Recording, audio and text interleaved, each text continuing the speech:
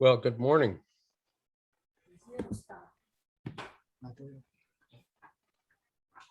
Hello, Rustam. Hi, Jay. Hello. Can you hear me? Yes, quite Great. clear. Wow. I've got some cases that you sent, and I think this one may be left over. I'm not sure if we got to it or not. So far, it's just you and I. So, okay. Someone had trouble to upload. I'm going to email you the links if you don't well, mind. we've got from you, Silvana and Ryan, and I'm not sure if this is from somebody specific or not.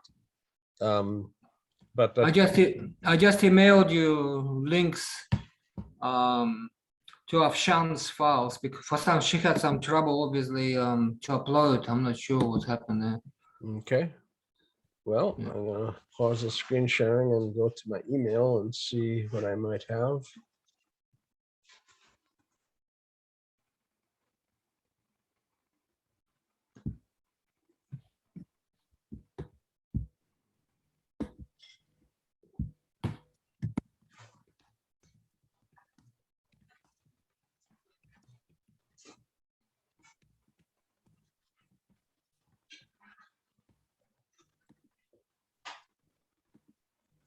Okay, I've got a couple of links here. For some reason, some people have trouble to log in. I wonder if they Using the old, there's a brand new one every time. So yeah, just a sec. I'll just quickly send an email out with the correct link in it. yeah, I know. I just quickly check with this everything okay there. Sorry, Jay. Some people just send me email that the link is not working for some reason. I just will check. Obviously, the link I sent you is working for us. So yeah. So I'm trying to download a couple of files here. Direct download. Hi, Moshe.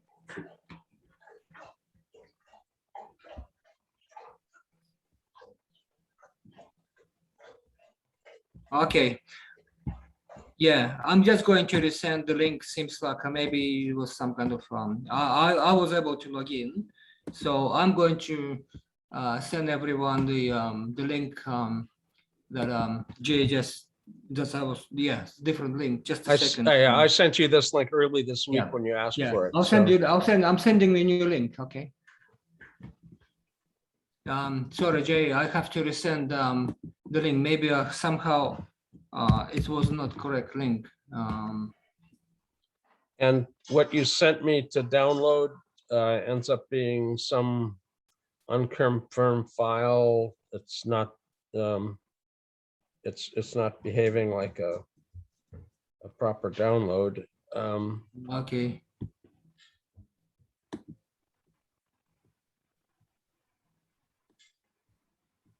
Let's see if I can get it this way.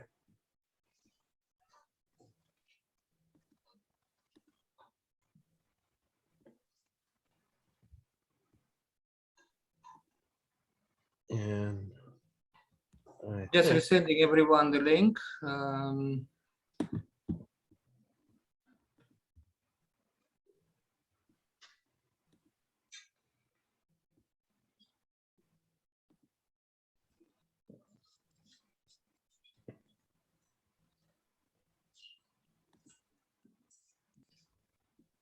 Okay, I got one of them.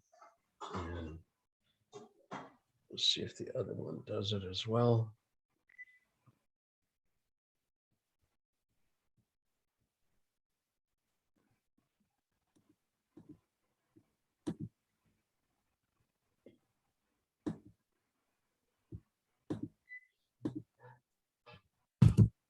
Yeah, it's taking time. It'll be here.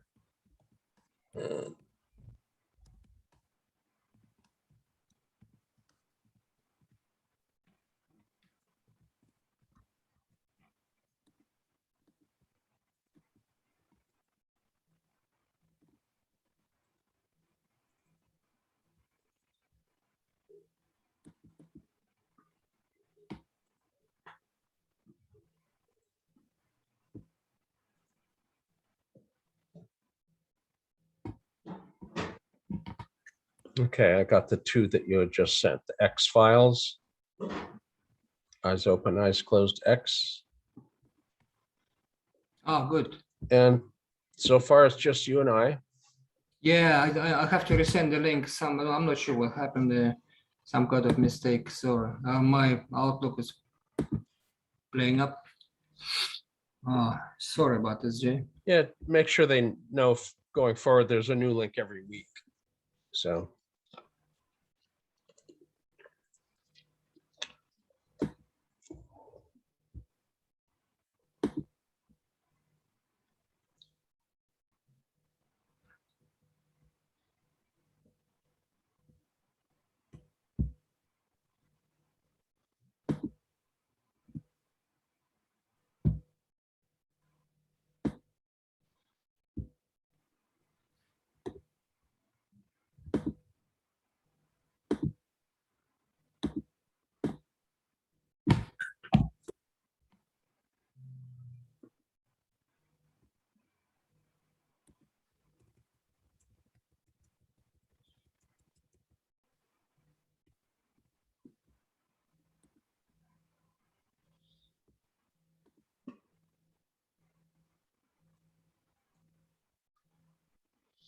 Let's well see if they open.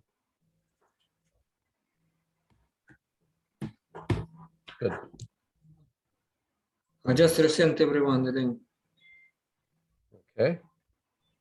You should start to see people pop in. It takes a little bit of time to get the email downloaded into everybody's server, but the two files you sent open, so they're workable files. So you couldn't open those? No, they work. I just checked, and I'm not sure if this Michelle is leftover from last time that we did, or if it's one that we didn't get to.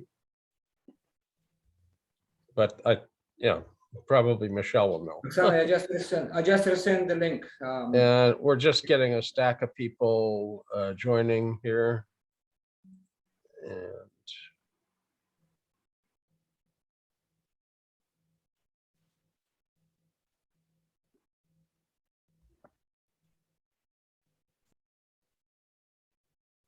so people are trickling in.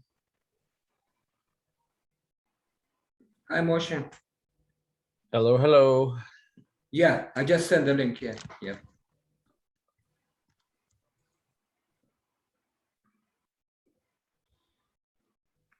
And we've still got people signing in.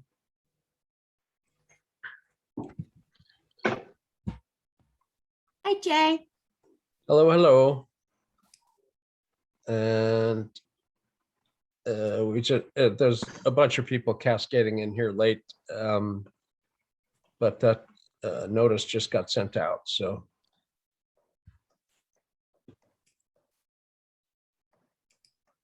And I'll try and keep an eye open for the waiting room. And I'm not sure how many people will pop in, but so I have a question if Michelle's on already, if this one was done last time, or if this is one that's still to be done. And she might not be on. Okay. But it's one from the earlier date. And we may have done it already, but we've got cases that came in through Rustem from Savannah and Ryan, and then some from Rustem, and perhaps. Jay, I'm here. Okay. Was this one done from last time?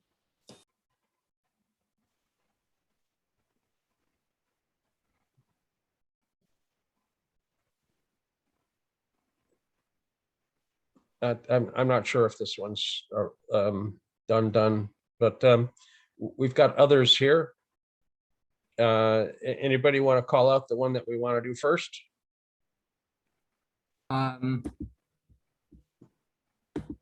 Just Jay, would you mind to wait for a few minutes before because people just getting new login. Sure.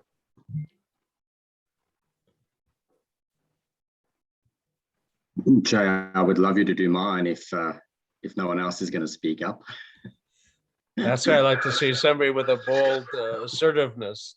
Yeah. So the squeaky wheel gets the grease, you know. So Absolutely. Sorry, I spoke up too. oh well, I'm sorry that I didn't catch that. That's okay. who Do was it that- Ryan's. Do Ryan's Uh, first. I don't mind at The all. two Morgans, yeah. Which But I'm one not is yours? hesitant to say. Which one is yours? It's on the other screen that you had earlier. That's this It one was the then? two at the bottom, yes. The X? But yes, Well, both of them. You did peek in just a little bit before Ryan did, so I'll go with you. I really don't mind if you do Ryan's first. Oh, well, that's very gracious of you.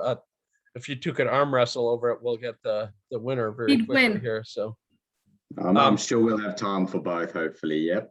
so, He'd win. let's just go ahead and get going. If people pop in, I'll try and catch the fact that they're popping in here. We've got an eyes open. I usually start out with eyes open, and I'm gonna minimize the appearance of us. And so step one is basically to see if the montage that we're seeing is one that we can use, or if this one doesn't give us an accurate view of the EEG. So our step one is basically to look at the reference. It's a linked ear reference as imported. And you can see fairly quickly, we've got content that's similar in polarity through the entire EEG. Gauss's law of electricity. If you measure currents on the outside of a sphere and there's an electrical current in the sphere, you have to have a plus and a minus. You can't all go plus or all go minus at the same time. So when you see it all go plus or minus at the same time like this, you know it's a violation of Gauss's law, which is not one you can violate. It's not like a speeding ticket.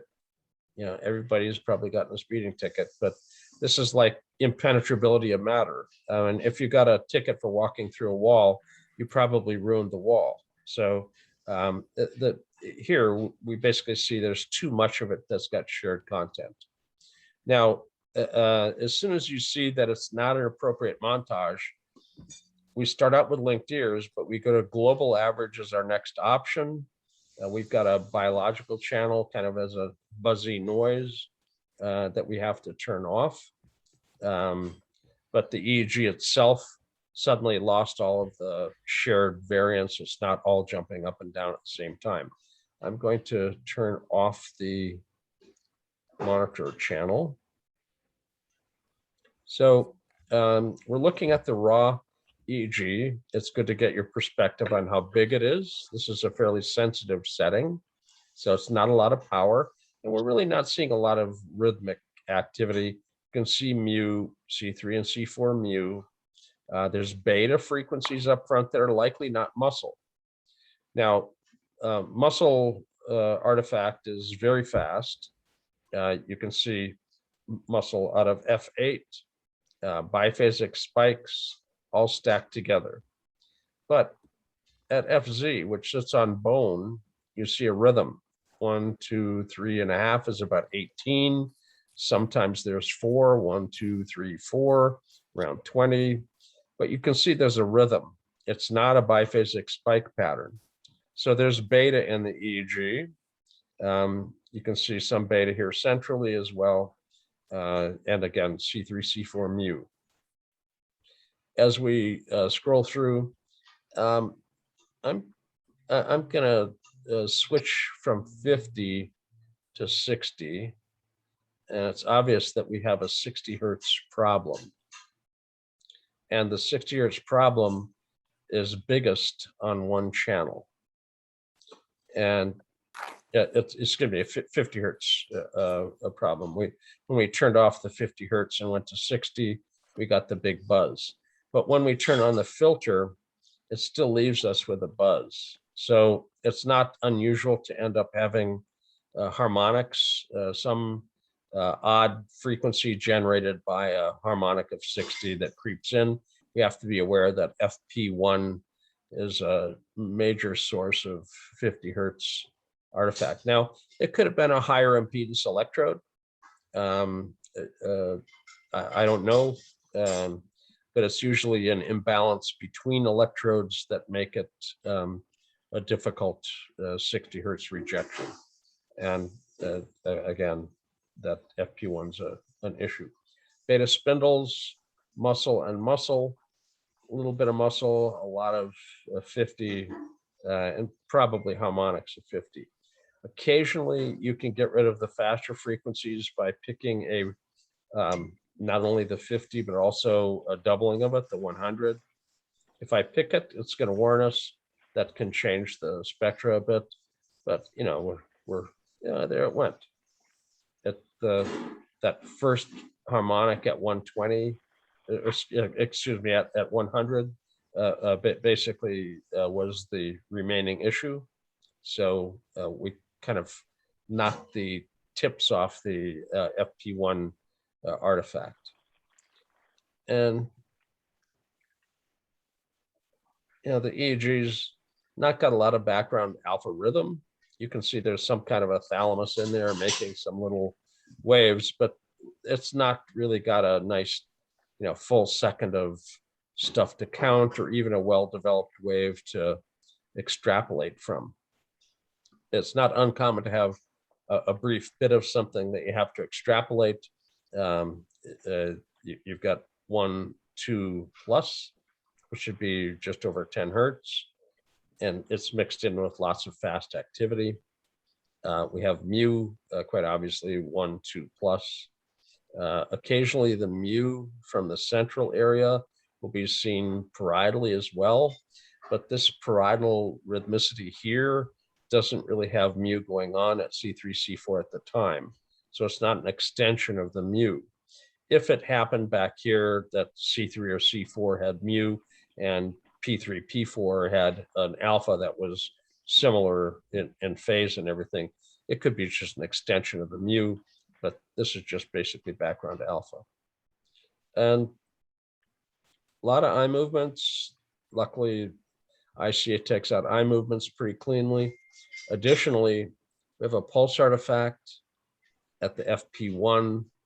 It has some kind of general field to it. We might have a little more pulse on some other sites.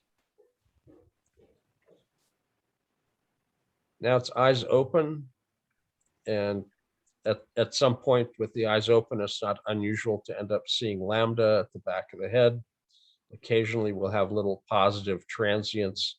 This isn't even a terribly well-formed lambda wave, but it's got that little check mark or triphasic or biphasic wave, depending upon where you've been taught about lambda. But it's, again, it's not really extremely well-formed even. So eyes open, not a lot of background. We can see we're 200 seconds in. We've got a run of background alpha that's almost well enough to count for a full second, but 1, 2 plus, you can expect this to be over 10 hertz and probably well over 10 hertz given some of the jitter that we see in it. So we're about halfway through just looking at the waveforms. Once you've seen the background EEG and you've kind of digested, oh yeah, there's beta and there's muscle and there's pulse and there's mu, there's a little bit of alpha. When you've seen those things, those should go into the background. You're looking for change, something different than what you've already seen. So eventually, when you've seen the things that are on the screen reliably, you can speed up how you go through the EEG because you're not looking at the mu anymore. You're not looking at the muscle anymore. You're not looking at the pulse anymore. What you're looking at is the overall gestalt of the EEG and whether something has changed from what you've seen. Well, there's a change. Well, it's just the frontal electrode artifact with a big pop. It's not the kind of a change we have to worry about except for cleanup. So back to the background as background as opposed to foreground.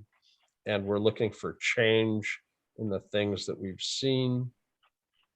It's not like the person is suddenly putting out a rhythm of some sort somewhere where we haven't really seen things.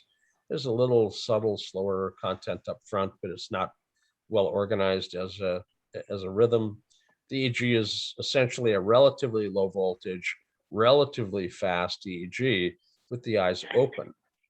Now, you can't call somebody a low voltage fast until you've seen the eyes closed, because as soon as you close the eyes, you can have alpha. As you can see here during this blinky moment, we expect to see some alpha when we get the eyes closed. And, you know, you can project that from seeing a moment like this. Don't call this a low voltage fast until you see the eyes closed. But in the eyes open condition, you can have alpha blocked. We've essentially seen virtually no background. It's, you know, there's only the very basics of some kind of a rhythmicity. We haven't been able to count a full second of it even. We can extrapolate from the, you know, 1, 2+ waves in a fifth of a second that it's over 10 hertz, and it's mixed in with lots of fast activity. But this is essentially hypervigilance. It's not just over arousal. You can have over arousal with fast alpha that's fairly well organized. That this is essentially blocking the background alpha with the eyes open. And we expect a 50% attenuation, but blocking of alpha is like 100% attenuation essentially. Yeah, we get little blips of background in it. Again, barely fills a second here, but again, with an eye blink kind of triggering that burst of alpha. So I'm gonna hold off on describing this as low voltage fast until we see the eyes closed, where I do expect to see alpha, but we essentially have alpha blocked with the eyes open. It's a nice 10-minute record. All of the eye blinks and all of that clean out. Let's go ahead and do the cleanup, although there's very little for us to see once we've cleaned it up. Still, you know, you've got to go through the steps. So we mark the entire EEG to select it. I don't use the AMP warm-up as part of the ICA training for the removal of eye blinks. And this is using what's called fast ICA, which is not the best of ICAs, but it's the one that works real well for quickly taking out major components. So number one component is our FP1 culprit, because it has that gigantic swooping, you know, pop that happened in it. I'm going to turn this off. We can cut that pop out with an episode cutout, as opposed to extracting stuff from FP1 all the way through. And, you know, the FP1 in and of itself isn't a problem. Now, it might take out the pulse artifact. It looks like the slow sway is in it. It might be worth it to get the pulse out. This is blink. This is lateral. Dropping down, looking for subtle lateral, which is sometimes there, sometimes not. I don't see the FP1, FP2 clearly opposite. It looks like this might be it. FP1, FP2, blue and red. But I'll have to see this little narrowing here a little better. So I'm gonna move the EEG. So if it's narrow here, fat here, and narrow here, that's subtle lateral. And it looks like this might take that out. That was it.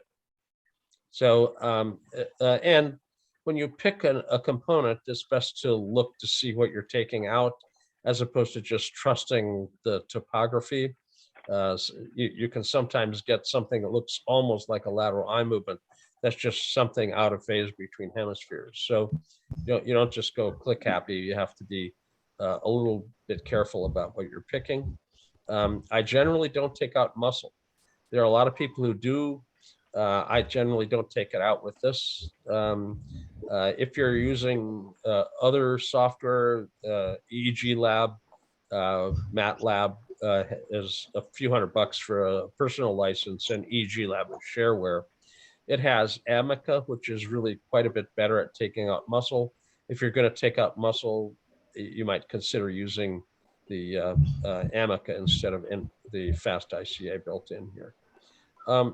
You can see we've got a little electrode pop at C4.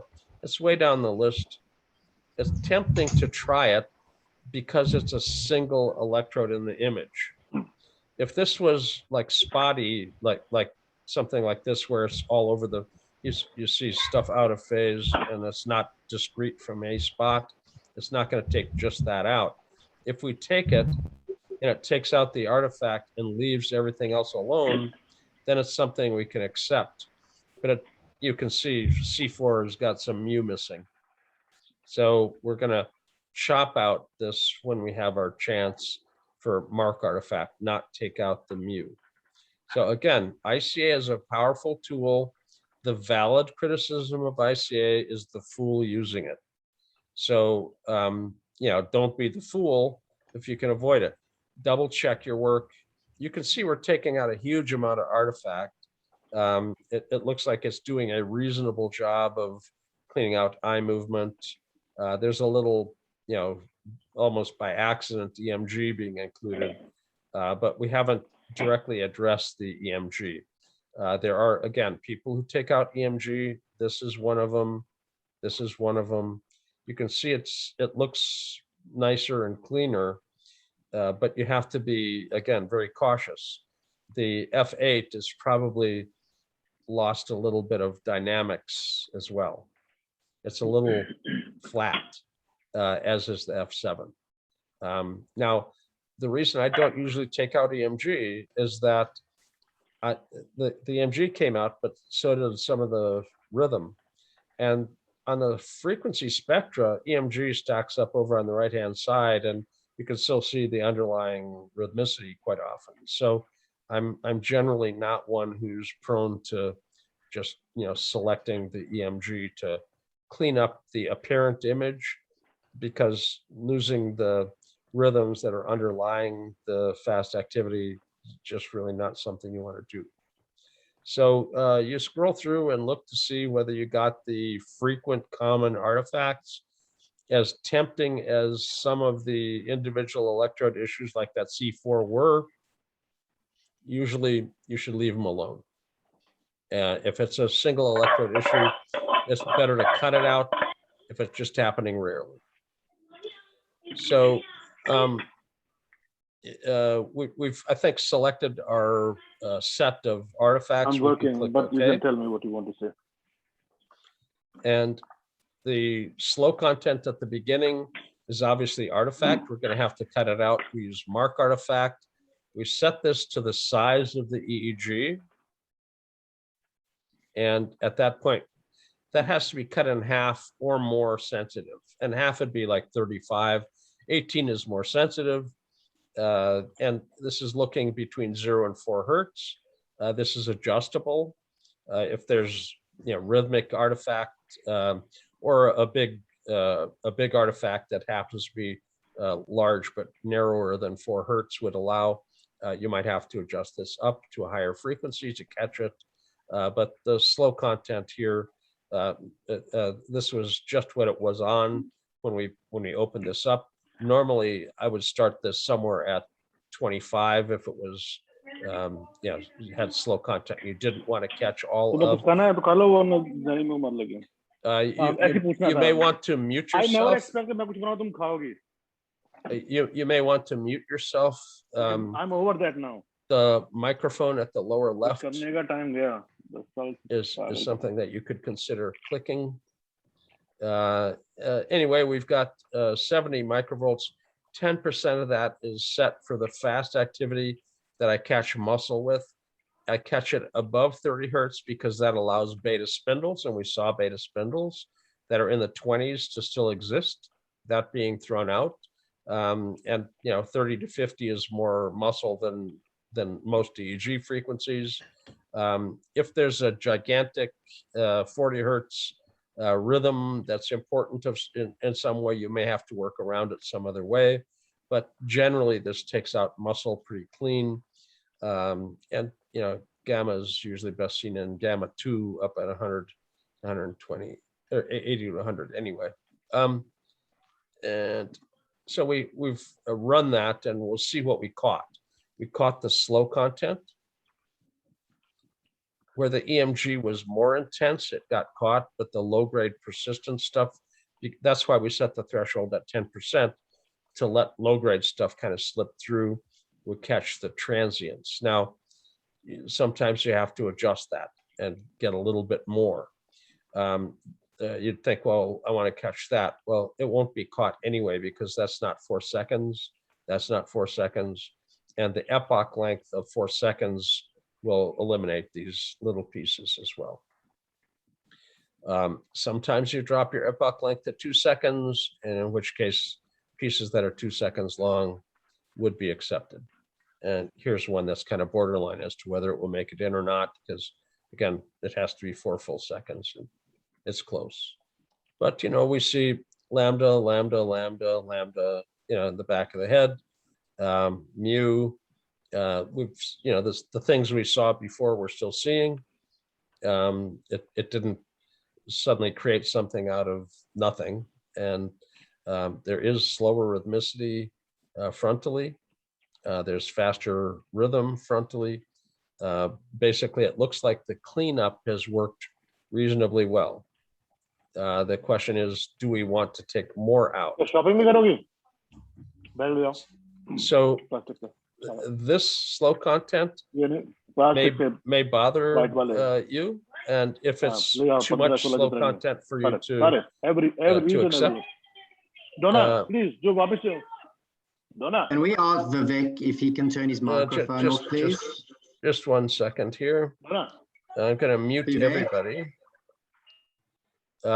If you want to speak, you're going to have to unmute yourself, but this takes care of the incidental sound, at least for the moment. And I think I'm still broadcasting. So this slow content is something, it's very slow. We've already seen the EEG. It wasn't like we had a focal intermittent slow content in one of the temporal areas. It wasn't an intermittent rhythmic slow content that happened periodically. This is likely subtle movement. And to deal with this, again, we've already seen the EEG. There isn't a slow focus. There's no what's called cerebrovascular insufficiency, which can look like slow content bitemporally. This is just artifact. And when you see that, we've already done ICA.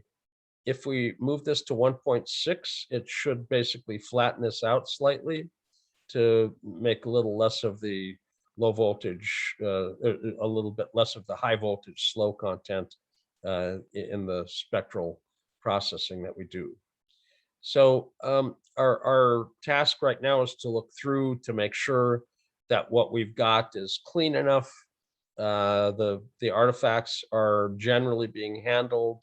And there may be pieces that are underlined in blue that won't be analyzed that might be clinically relevant, but technically not possible to process along with everything else.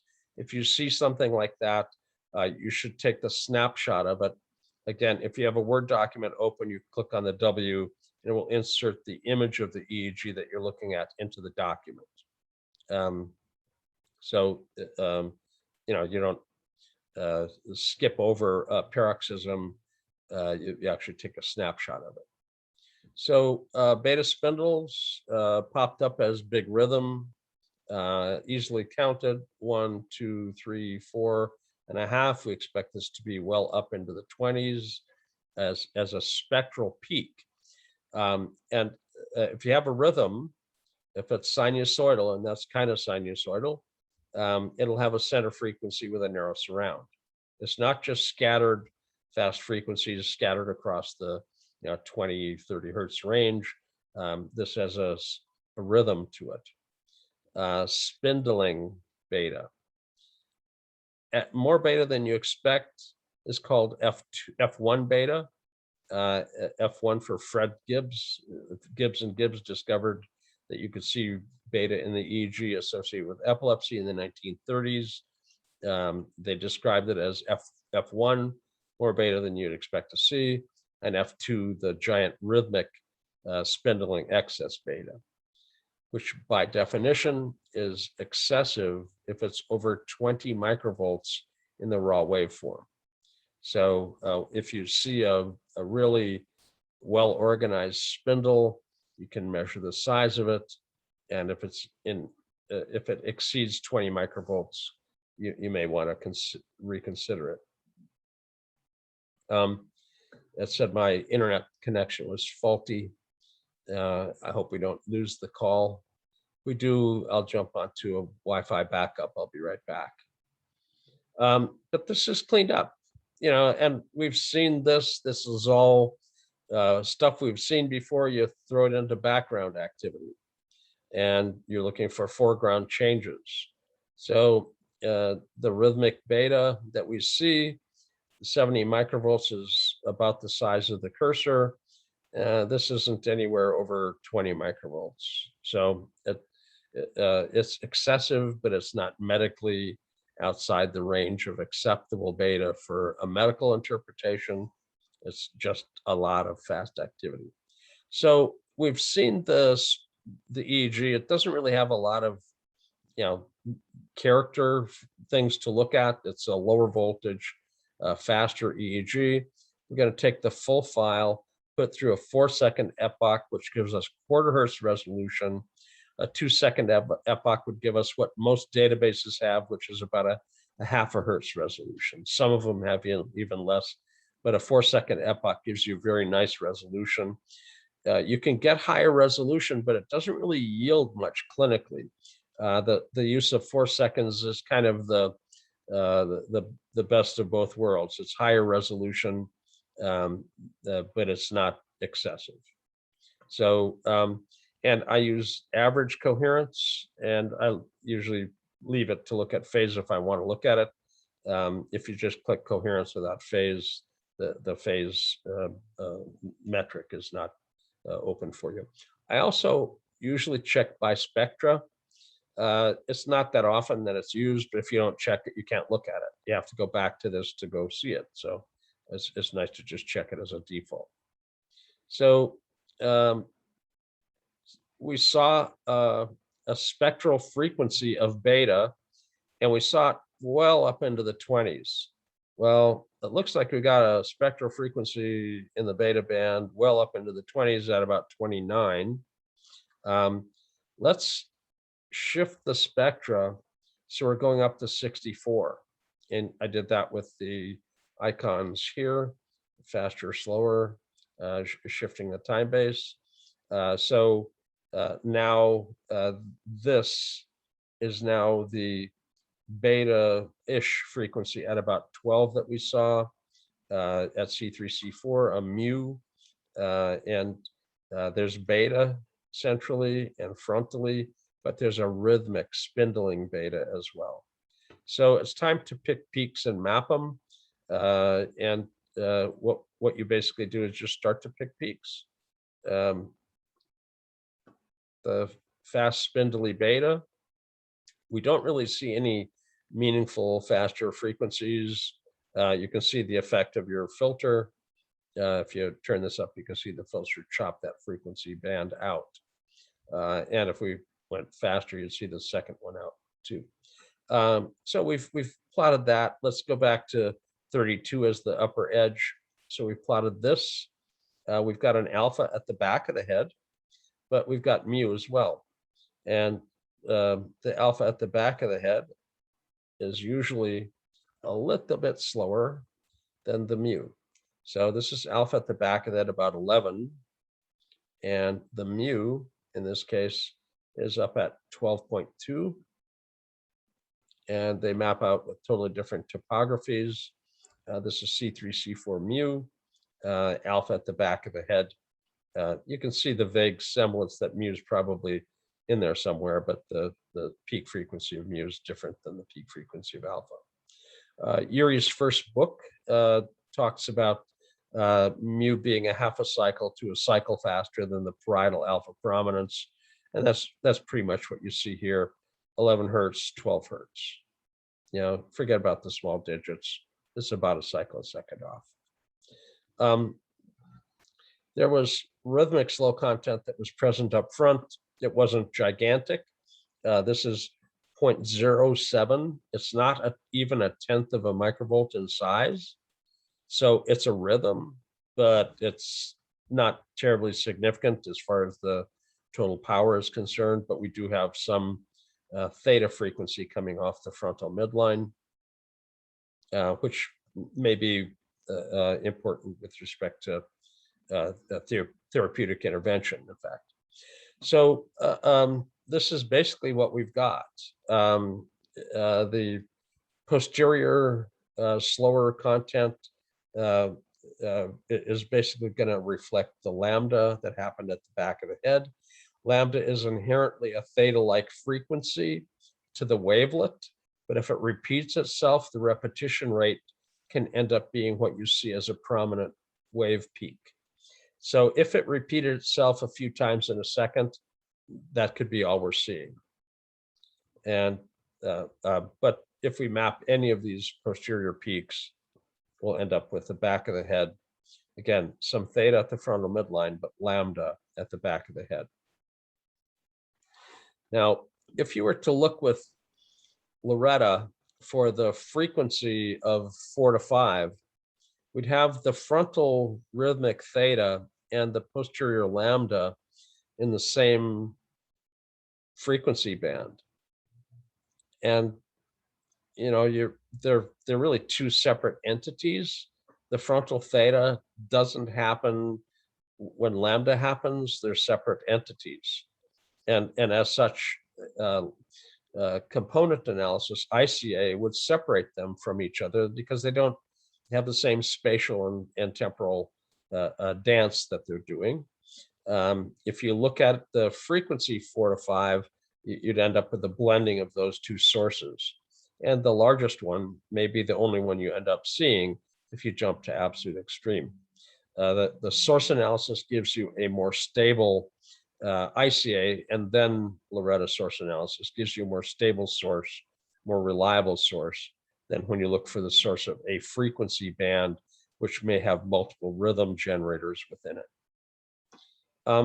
So beta up front, bicentral mu, when I see mu, it tells me something's not right up front. The mirror neuron has to be turned off for mu to happen. So when you look up front, what do we have up front that might not be quite right? Well, we got a few candidates, a faster and a slower candidate.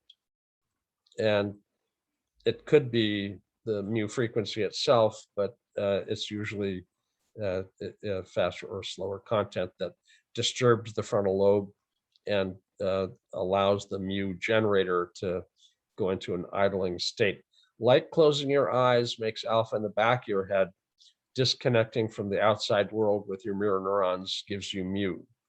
Quite often, if you put this person on a task, the mu will go away. That you have to relate to the outside world to really be engaged in a task. So if you look at the analysis that Yuri does on the ERPs, he'll compare eyes open, which we're looking at, to the task. And again, it's very common to end up seeing the mu drop down. I don't usually see the slow content or the fast content change much. It's eyes open is eyes open. You know, maybe more muscle, but and occasionally actually alpha comes up a bit as well. But you have to take that on an individual basis, looking at the person. So eyes are open. We have total blocking of background alpha. If you think this is their background, you're calling it based on 1/10 of a microvolt. So this whole thing, to put it in some kind of perspective, this goes from 1/10 to 1/2 a microvolt. There's nothing here that's 1/2 a microvolt in size. So it's all very, very, very small. We did the sensitivity at 70 to amplify it a fair amount. if you go to 50 microvolts instead of 70, that's about as high as you'll ever get, unless you're chasing a flat line where there's really no activity. Being much more sensitive than this just doesn't really make much sense. Again, you're already looking at a half a microvolt as the larger features, and nothing's close, including the lambda at the back of the head, which is a third of a microvolt. So bicentral mu telling that the frontal lobe's not working. Beta spindles, which are seen in attentional and affective disorders, usually they respond well to channel blockers, but they may also respond well to anticonvulsants.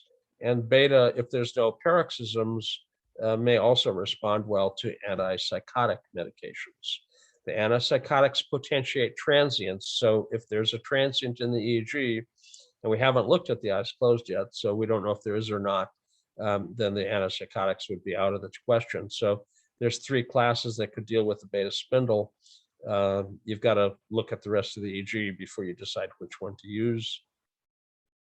The theta at the frontal midline is actually a subtle indication that's got some emerging evidence that it may be a biomarker that the anterior cingulate may end up responding well to the use of various entheogens, psilocybin, DMT, MDMA, that sort of thing. When you have theta here, it's exaggerated with the use of ketamine during the ketamine, but it extinguishes the theta afterwards.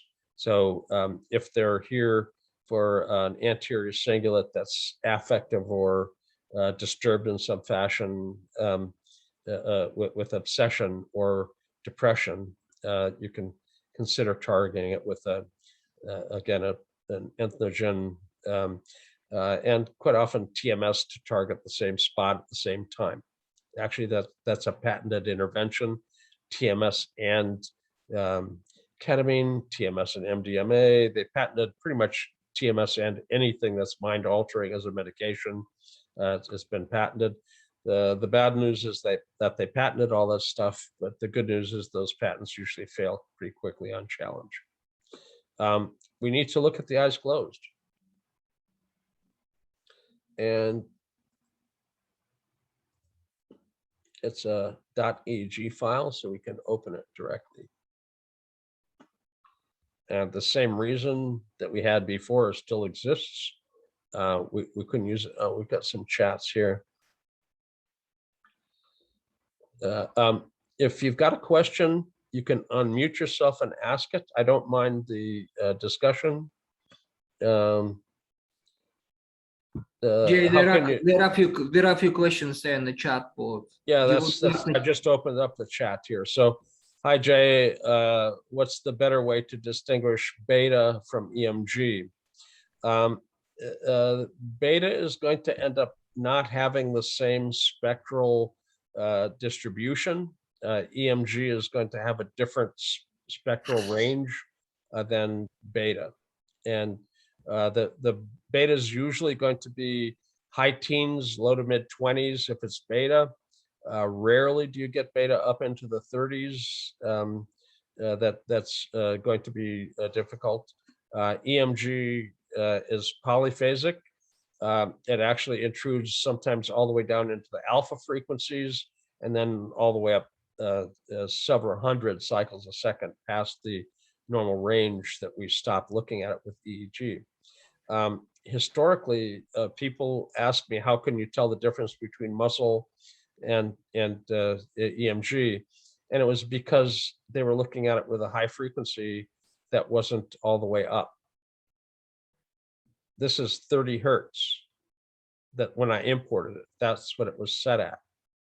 And if you look at it with 30 hertz as the low pass or high cut, you can't tell the difference very well. And we can look at that. It's best to see the EEG in the raw, and again, biphasic spikes or EMG, sinusoidal activity is EEG. So you can see rhythm, but with this at 30, it's not that easy to distinguish. I'm going to put it up to 70.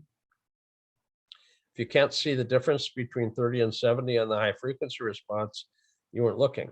So let's go back to 30. Hard to tell. Is that beta, or which is this, or is that muscle? Again, I used to get this question all the time.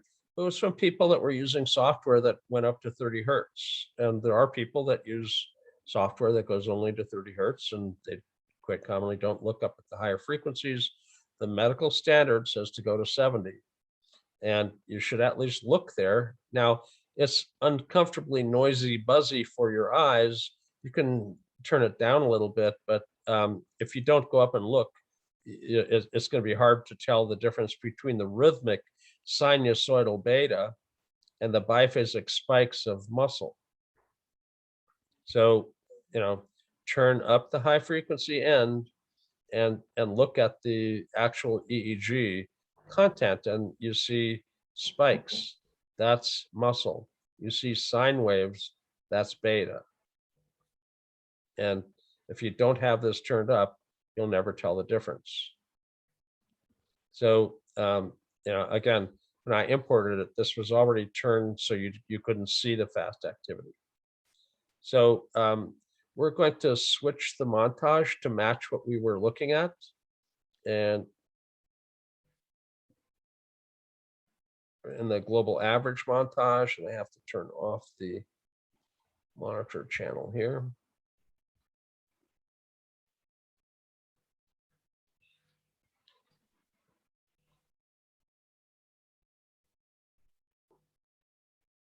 Okay, EMG can have a peak. It's not always a plateau. That's actually a very good part of the question to answer.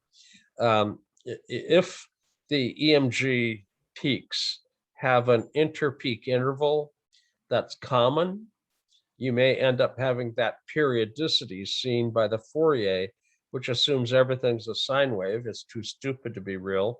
But if you've got a series of what are called single motor units, which is a biphasic spike, a gap, a biphasic spike, a gap, a biphasic spike, if those spikes have a timing, it's not a rhythm, it's a periodicity.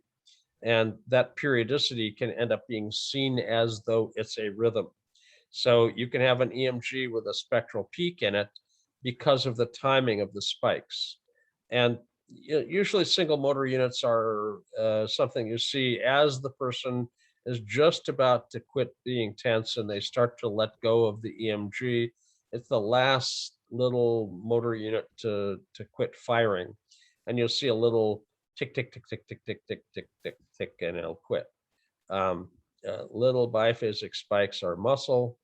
Rhythmic beta are not muscle. So little tiny bit of muscle. And you can tell it especially well when you turn up the high frequencies, you can see the spiking in it. Now, we've got to turn the high frequency to also catch the 100 because the FP1 channel is only getting rid of the 50 and the 100 is still there because of the dramatic size of the 50. You get the harmonics popping up. So I'm going to switch our filter. We now have 50 and 100 filtered out, and the 100 being gone kind of gets rid of the buzz at FP1. But you can still see rhythmic beta coming off the frontal area and muscle, biphasic spikes. So let's see.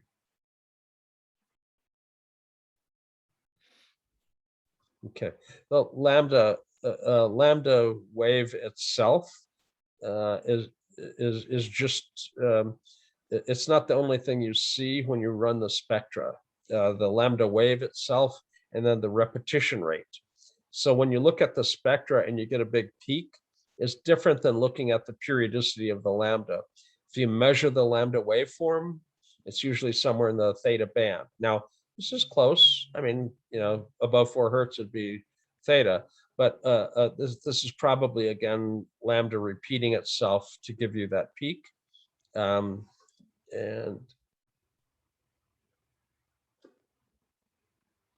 yeah, and lambda, pure lambda doesn't generally include the temporal areas. You may have had somebody that had a disturbance with processing there. Lambda itself is seen in the 0102. It's the P100 wave, the event-related potential arrival of the visual stimulus. So if there's some visual processing problem, which you'll see better with the ERP, there's a component that looks at processing left temporal, processing right temporal, and if there's a problem with the left temporal, the ERP is a good way to catch that. Other things other than just the distribution of the lambda would have to point to the T5. And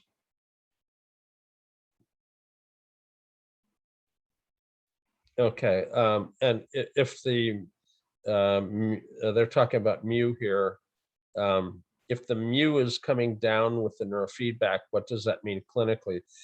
Basically, if your mu is becoming smaller and smaller, it's usually that the amount of time the mu rhythm is going has decreased, or the size of the waves have decreased. So look back to the raw EEG to see which one of those or both of those create the spectral change.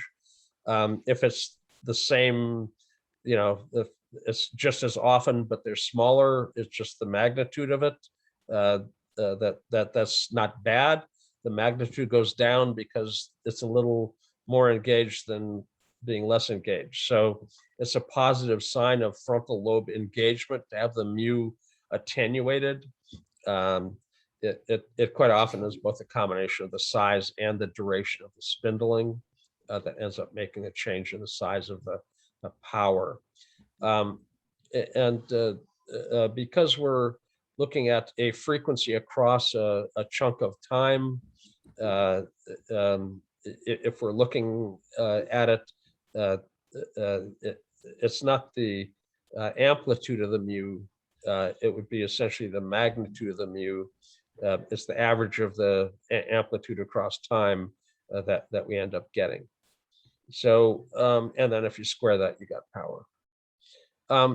The EEG has changed from the eyes open. I think that's the last of the three questions. And again, if a question comes up in your mind as I'm talking about something, feel free to unmute yourself and speak up. I don't always catch the queries that are posted in chat. Alternatively, if there's somebody specific that could just read off the chat log if something pops in. Here we've got your frontal electrode here at F3, kind of go bad in the middle of this, and it gives us a large enough signal that is kind of ruined the entire EEG for a stretch there. So what's this? Is this muscle at FP1? Actually, if we turn off our filters, it would get rid of the filter ringing. This is probably just the loss of lock on the 50 hertz filter. If I turn it off, it kind of makes a mess out of things, but turning it off, it's just a hit on the filter, and then the filter rang for a short bit afterwards, and that's when it lost lock on it. So let's go ahead and turn the filters back on. And when you lost lock, the buzz that you see here is basically the 50 hertz and 1 hertz filter losing lock on the signal and then regaining it shortly thereafter. So it's attenuating effectively again. And the large artifact basically threw that off for a moment. So this is our EEG. We've got alpha in the back of the head. We still have mu at C3, C4, but when you turn on alpha, it's harder to see that little mu at the back. They modulate differently. We've got a nice run of background alpha here, and the mu is kind of minimized, and the alpha kind of decreases, the mu kind of kicks up. So they dance to their own drummer, and quite often you'll see the alpha disappear and the mu continue, or vice versa. So we've got mu and alpha. We've got eye movements up front, vertical and lateral. There's still small beta rhythms up front. We've got background alpha that's larger. We're at the same sensitivity, but we've got more rhythm to look at.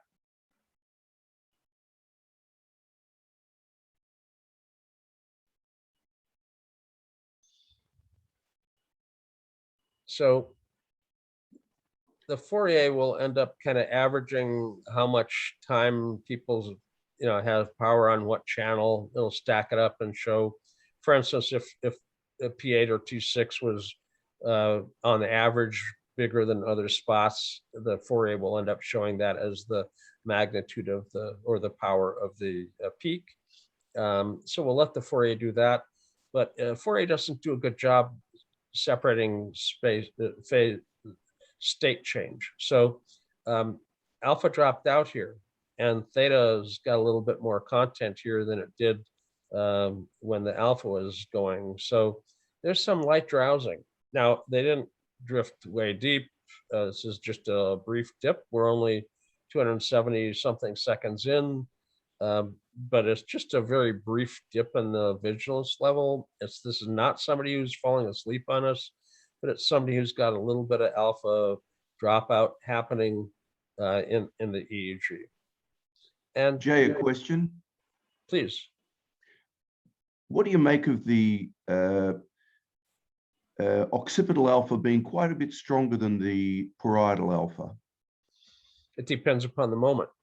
Big alpha at the back, big alpha parietal. They're separate generators, 0102 come from the lateral geniculate, and PZ comes off the pulvinar. So they can wax and wane. They're separate rhythms. Sometimes the 0102 PZ are tuned about the same. Sometimes alpha at the back is tuned a little bit different than the PZ alpha, but they are independent generators, as are C3, C4 mu. Left and right mu are both independent of each other. Usually when you do ICA, you'll pull up left mu and right mu as separate entities because they modulate somewhat differently, and they should be popped up separately. Does the pulvinar also generate alpha at FZ? No, alpha at the front basically has a different generator. In the large handout that everybody probably has access to now, if you don't, contact Rustem and ask to be given this. But in this, you'll basically end up having the information that you need. And let's see, where would I pull it up? So it's under T for thalamus.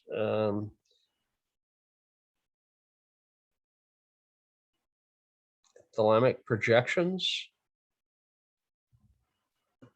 And I thought I clicked on it. There we go. So at the back of the head, pulvinar, PZ area, a lateral geniculate, 0102 area. But up front, you've got medial dorsal, and to a certain extent, the frontal but not rostral ends up being also present here at the anterior nucleus. So anterior nucleus of the thalamus ends up having the cingulate, but not the rostral and subgenual. More the cognitive division than the affective division. So if you see alpha up front, it depends upon if it's all the way front or it's just kind of FZ-ish. FZ doesn't end up coming from the same nucleus. So the motor strip is the ventrolateral, ventral anterior is frontal at like FZ, and then AFZ, FPZ, orbital surface, lateral frontal surface, all basically, again, medial dorsal. So you can kind of pick, and this is the left thalamus. You got a right thalamus too. Most people have to understand kind of a simplified version of what the brain's like before they kind of get into it deeper. And if you thought there was like one thalamus in there, you got to have two. If you thought the thalamus is one thing, you got another thing coming. It's really quite the relay center, and it's also reflects exactly the surface EEG's coherence is played out within the thalamus. In fact, if you have two spots on the surface and you cut the connection between them on the white matter on the surface, it doesn't change the coherence at the two ends of that because the coherence is operated back down through the thalamus. So you can read that in the position paper by Stereotti's group, which is also in the handout, one of the standards papers. Anyway, the frontal alpha is medial dorsal or ventral interior, and that's your option. So it starts out with vision and audition, sensory integration for these two nuclear bodies, sensation, motor, further forward, anterior nucleus is again cingulate, and then the frontal rostral aspect of EEG. Central median basically goes into the temporal limbic structures. So anyway, you've got this as one of the handouts, and if you've got a kind of a scratch at the back of your head as to what nuclear body is it that could get you alpha at a spot you're seeing alpha at, you can go in and look at this. It's a nice little reference. Thank you. Sure. Thanks for the question. So we've got the EEG in front of us. We've kind of looked at it. We're not really seeing anything dramatically associated with the patient needing to go to a sleep lab. We're past the 300-second mark. There's moments of alpha sputtering out, but there's no real significant transition into a deeper stage 1, and definitely no stage 2 that would require a referral for a sleep lab visit. During the drowsiness, you get all sorts of wild eye movements going on, slow rolly eye movements. But if you want to avoid the drowsy portion of this, because you can see this is profoundly more drowsy than it was at the beginning, you can simply pick the beginning of the record.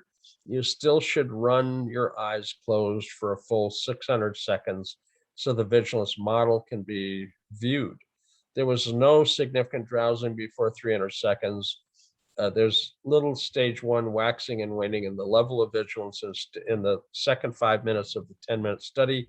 And that's normal physiologic drowsing. There's nothing wrong with a little bit of stage 1 kind of blended in the last 5 minutes. But if you see enough of it, you just don't analyze all the way to the end. You pick the first 300 seconds to analyze that. And that's what we would suggest on this one. The beginning is more wide awake. Again, to train the algorithm, we skip that. Now, we can probably skip the first little bit of EMG as a training of the algorithm. It doesn't need to know about all the gigantic EMG. It'll have plenty of it for the rest of it. So this will clean up a little bit of what it's looking at. There are those that would have cut out the large pop that happened because it'll be a component. It's a big component because it's a gigantic artifact. It was that electrode going bad. So I'm not going to touch that. I'm going to turn it off. I'm going to pick the blink and the lateral eye movement. Most of the eye movement's gone. This is subtle lateral, F2 and FP2, F7, F8 with some opposite coloration. And probably mu at C4, might be mu at C3. Yeah, not something we click to take out. I think it's generally clean. We'll look through our EEG features here. Yeah, if there's a chronic issue with an electrode, you might try to clean it up. I think most of what I see is just slightly slow stuff in the temporal area. And I'm going to try and get rid of that with the 1.6 filter being kicked in. This is getting rid of our eye blinks. And again, I don't generally take out EMG. We eliminated it from the consideration in the ICA by just not selecting it. This probably has like muscle tension in the side or lambda at the back or something. Again, go through and turn them on and off and select what you would like. The EEG has slow content, probably pulse related, given the frequency of the slow wave. I'm going to flatten it a little bit, going to 1.6, just a little bit less slow. We run this, it's the same size EEG, even though it's got background alpha in it. We're not really targeting alpha frequencies unless they're gigantic, bigger than 70. So it took care of our beginning. This isn't 4 seconds, so it won't be analyzed. It took care of the rather significant EMG. The rest of this is basically pretty clean. It grabbed the EMG burst. You can still see the mu, C3, C4 mu. A little bit of slow content here and there, not dramatic focal slow wave or something that repeats enough for us to have a big concern. You can see a little bit of theta frequencies at the frontal midline that we saw before. A little alpha dropout, but the little bit of beta, they kicked right back in. So we're basically looking at the EEG to see if it's cleaned up and to see what we still see, and pulse is still happening. If we're concerned about the amount of slow content that we see here, we can fine tune what we extract by throwing out a little bit more. The mark artifact can always be adjusted slightly. If you see something that's in the range of 0 to 4 that it's not catching, you could consider dropping this. Now, don't drop it dramatically. There's a floor effect here. If you drop it too much, you're gonna turn off every little twitch. So microvolt or 2 at a time. Hang on 1 second. Make sure. And it didn't get this. If you're in a hurry, you can mark it instead of adjust your filters until it catches it. And you can just hit the scissors. Again, mark the piece, hit the scissors, it's underlined in blue, it won't be part of the quantitative processing. We can be a little more, I mean, the EEG is really quite clean of EMG except when it's not. So it's not like there's a low grade persistent muscle. And with our setting, it didn't catch everything we needed. So we'll drop this again, a little at a time. You can only get so small. It caught it. That 1 microvolt difference was enough to define this as part of what we needed to get rid of. So, you can see you have to readjust. And again, if you see something, you just as soon grab a couple of little things and snip it. It's easy to do. But it looks like it's catching most everything. That F3 that had the pulse artifact is the one that totally goes wild here. And the wildness is being caught. The 60 or the 50 hertz losing lock got caught. Until this baseline slow wave drops back down to its normal spot, it basically has thrown it away. Not 4 seconds, it's little tiny bits that didn't quite get caught, but they're not going to be analyzed because it's too small. And again, little bits of EMG. I'm often quoted on this, anything that's real isn't perfect. So don't expect to see absolutely no artifact in the EEG. If you see an EEG with no artifact in it, give me a call. You know, they're they're awfully rare. And again, a short piece won't be analyzed. So I think we've caught enough of the visual of it. We're getting into drowsy territory on the last 5 minutes. So let's go to analysis mode here and pick our first 300 and something seconds when they're generally awake. You know, and we're going to analyze the beginning of the record. We don't have to include the beginning all the way because it's, you know, not going to be analyzed anyway. I'll just start it there. We could have cut that out too. So analysis spectra of the selection of the 4-second epoch. It's 300 seconds is more than enough to give you a nice, smooth, stable spectra.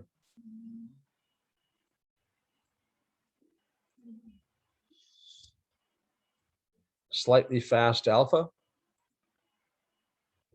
intermixed beta with the beta spindle. We've got anterior alpha. The question is, what's the coherence like frontally? Raw coherence value, just a touch above 0.5, just a touch under 0.5, just under. It basically barely beats the 0.5 kind of rule of thumb cutoff for what you consider an excess coherence. So very, very mild coherence elevation if you consider it elevated at all. But the pattern of coherence is interesting, isn't it? The coherent alpha is skipping being coherent with respect to the right temporal area, a spot that has emotional comprehension associated with it. Let's go back to the general power spectra. Beta spindles present up front. There's a little bit of it right here temporally as well, but they're generally maximum up front. People pick the beta peak or the alpha peaks, and it's appropriate to pick the peaks. We got the parietal peak. We see the mu peak. It's a separate entity. It's got its own frequency domain. Now it'll show up with this one more than this one because this one's got power and this one doesn't really. So it right greater than left, but it's still bilateral. If you ever run into mu that never happens on one side and always happens on the other side, that's the one circumstance where the mu needs to be looked at medically as potentially being an anomaly. Mu is a normal variant medically. The exception to that is if you have strictly unilateral mu. Niedermeyer suggests that you have to rule out vascular anomalies and bony defects as the source of that. So be aware of that. So hi. Sorry, Jay. When we are here for mu, what if we have only mu only on CZ, not C3 and C4, only CZ? In fact, in this case, the mu is fast enough to kind of interfere with the traditional 12 to 15 definition of SMR, and SMR training here would interact with the mu generator. Now, if you increase mu, you make more disconnect. It's a mirror neuron disconnection. So if you accidentally train mu up, it's not necessarily moving things in the right direction. You have to avoid that. You can train it centrally where there isn't any mu, or you can move to a frequency, SMR is a slight bit faster for some people that have an increased arousal level. We got a fast alpha. Our mu could be slightly fast as well. If we pick instead of 12 to 15, a 13 to 16, we could train that potentially and kind of avoid the mu generator. But you're probably safer picking the CZ as the spot because there's no consideration of the mu whatsoever for SMR training at CZ. In this case, when we look at the alpha, we expect alpha at 01, 02 PZ. We expect alpha to be level or drop down. There's a little bit more here than we would expect to see, but when I say a little, it's 1.2 microvolts, so it's not a lot of power compared to normative databases. It might end up suggesting a lot of our alpha to be in deficit. We have not picked anything but the alpha peak, and you can see, for instance, the alpha over here has kind of a ledge and then a slower ledge before it disappears. So it's nice to pick the ledges and edges, not just the peaks. So if we look at the slower alpha, not the peak of alpha, but the slightly slower alpha, instead of being 01, 02 PZ, we catch this right temporal. The slow edge of alpha includes the right temporal area, which has no coherent relationship to the rest of the alpha. If we go even slower, you get the same tilt up into the right temporal area. T5 has got a little kind of pale greeny, and this is kind of a little too red. So we've got a bit of a concern over the slow edge of alpha on the right temporal area. There is beta that goes through the EEG. Some of it might be harmonics of alpha, but when you get stuff that's not mathematically a doubling, our alpha peak here at 11 will give us stuff up here, but it doesn't necessarily give us stuff down here. And none of the beta, none of the alpha peak is going to be responsible for this approximately 30 hertz, 29 something. So if there's a medication that makes beta, we have to be cautious of interpreting this. And you can have, stimulants, for instance, that make beta. But it's also entirely possible that this is endogenous beta, spindling beta due to cortical hyperexcitability. And easily kindled cortex is easily kindled for, more dischargey things, but just being easily kindled is enough to end up having disturbed function. The frontal lobe having beta in it is described in, obviously, epilepsy because they first initially described beta in epilepsy, but we don't really see paroxysmal activity in the EEG, so that's not as likely. The beta can be seen in ADD. Yeah, we got frontal alpha and lots of beta. It's possible, but it's also seen in bipolar disorder and affective disorders. And so diagnostically, like a lot of EEG features, it's very sensitive but non-specific. And we see the beta spindle as hyperexcitable cortex, and we can dial it down with pharmaceuticals like channel blockers in tune of 10x, which is guanfacine, brand name ends up being in tune of 10x, generic is guanfacine. But any of the channel blockers, Inderal, Minipress, blood pressure medications used basically to reduce the beta spindle will have the same general action of reducing the beta spindle. Clonidine has been popularized in PTSD. Same basic approach, it reduces beta spindles. It could use an anticonvulsant. Because we don't see paroxysms, I wouldn't consider like Lamictal or Tegretol or Trileptal or any of the primary anticonvulsants, but I might consider Neurontin or Lyrica, gabapentin or pregabalin, which have nothing to do with GABA. Their name is all based on marketing to doctors who don't know better. But these would be reduced by stripping away of the excitatory neurochemistry with the anticonvulsants of Neurontin or again,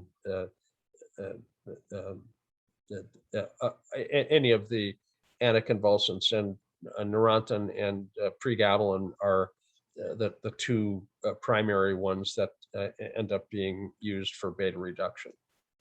The alpha up front and the coherence of the alpha up front are borderline, but I would definitely include the alpha band in any suppression.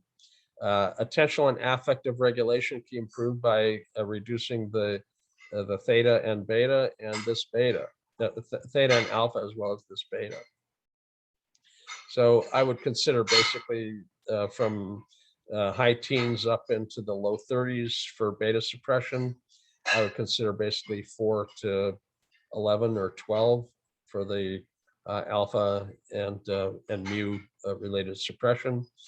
And in this case, because of the slow edge of alpha over here, I would inquire about either head injury, because you can have slow edge of alpha as ischemia, post-traumatic ischemia. It could also be migraine ischemia, but usually that's more bilateral. And this is a little bit lateralized.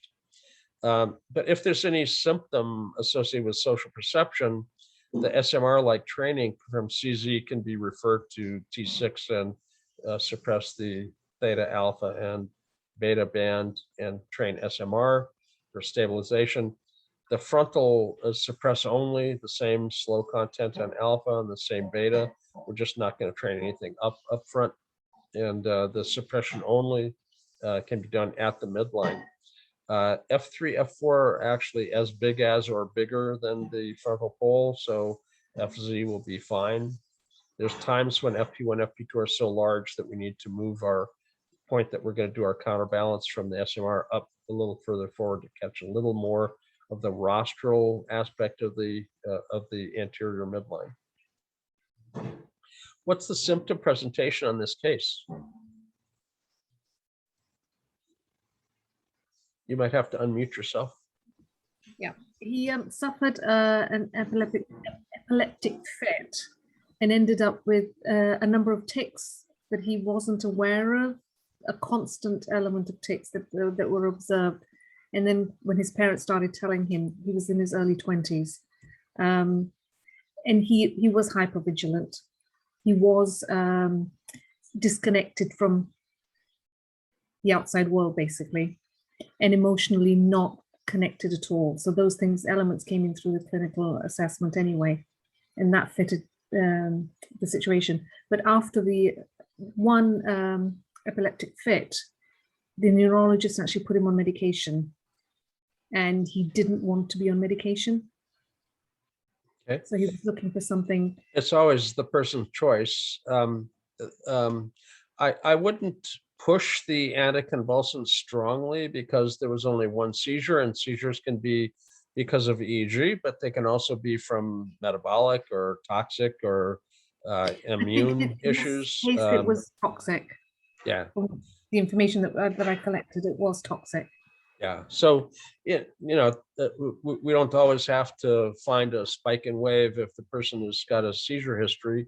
It's not. In fact, if somebody has a known epilepsy, well documented, they're epileptic, everybody agrees. Yeah, look, the epileptiform discharges and the meds worked and everything. But if they come in for a follow-up EEG and they're a known epileptic, you have just a little over 50% chance of seeing an epileptiform discharge in a simple 20-minute study. If you run a 24-hour, 48-hour study, you're likely to catch it. If you sleep deprive them, you increase your likelihood of seeing a discharge by 50 to 70%. Everybody does photic stimulation thinking, oh, well, that's what brings out the epileptiform content in somebody. But above and beyond the background EEG recording, photic stimulation yields 4% additional yield, not 50 to 70% like sleep deprivation does. Sleep deprivation doesn't let your brain recover from the wear and tear of the day. And not only do you feel more irritable the next day, your brain's more irritable the next day. And you're also drowsier. So transitional states when you're not wide awake and you're not all the way asleep are going to happen more often. And transitional states are when transients happen. So you're potentiating the discharges by looking at it, after sleep deprivation. Usually you don't do sleep deprivation first, you think, oh, well, just sleep deprive everybody. We have a higher chance of seeing a discharge. Well, you're also going to have a hard time finding eyes closed, awake EEG to process. So don't do it as a routine unless you're a neurologist, and you're not considering it for anything other than just looking for discharges. So, Okay. and for that matter, instead of sleep depriving them, hook them up for a 24-hour study. You could pay it a little bit more, and you have a better yield. If there's going to be a discharge, you're going to catch it. Okay. The SMR, by a sheer accident of being lucky, ends up being the thing that you would do for the ticks. It's on the motor strip. SMR, where Barry will tell you can train it as SMR, C3, CZ, or C4, and CZ is a better choice than C3 or C4 because of the mu. I started SMR training at CZ, but then COVID hit and Yep. everything fell apart. So I haven't had him back at the moment, but I'm hoping. If you get him back, CZ to the right temporal is going to end up helping with his social stuff, which is a little fritzy. And the frontal suppressed training as a counterbalance is a counterbalance. It's going to help with mood regulation, which probably is helpful. But SMR is your primary training in order to deal with the tics. And if he's having tics, it's socially debilitating to walk around ticking and twitching. So it'll be a big benefit for him not to be as socially sensitive and all of that at that point. Now, I think we got a path forward on this one, and by sheer dumb luck, we described a lot of the symptom presentation that your client has just by looking at the EEG. So I was impressed by that. Anyway, that's what we've got on this one. Let me Thank you. Jay, the Nirad asked to discuss her case, which has also EIP's report, quite interesting. Yep. Let's go back to, first of all, let me close out the other EEG file, and we'll go back to what we had here. So cases from Rustam. Let me put those away. And I think Michelle's may have been done last time. Okay. But under the Rustam folder, Ryan had asked second. So he gets the next look. Can I have an age on this? I don't need anything but the age. That's 13, Ryan's 13-year-old case. Yeah. I didn't hear. 13-year-old. 13. Okay. That's it. And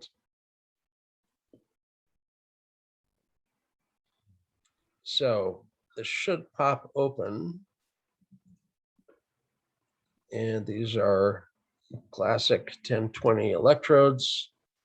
No extra channels to worry about or anything. Again, step one is, do we have things that are synchronized? And, this isn't the worst, extremely synchronized stuff that we can run into. But as an example, this piece that has some things that are lined up has also some channels that are kind of flat. You can see the frontal electrode off to the side here, F7. No, excuse me. We got to change the channel order here. Yeah, this isn't a standard electrode set. Let me put this into the database version of this referential montage. So a lot of things that are in phase, but there's some channels, F7, T7, P7 are all fairly flat. Now, if you're in the left temporal lobe and in the ear and you cancel yourself, that's why you don't get seen. And I'm going to guess that T7 is probably a major source of whatever this transient is. And we can test the hypothesis by swapping the montage. And surprise, surprise, T7 has the twitch that was seen. It's not, strictly there. You've got content elsewhere, but it's no longer something that has everything in phase. We've corrected the Gauss's law of electricity violation, and it's, we caught it with a transient on one side, but it's not the only transient. We've got transients here on the right side as well. If you have temporal EEG content, you're likely to end up with a contaminated ear reference. Don't think, oh my God, I do a bad job with the ears every time. It's just extremely common to have somebody with a temporal lobe finding. Now, what kind of beta do we call this? F1 or F2?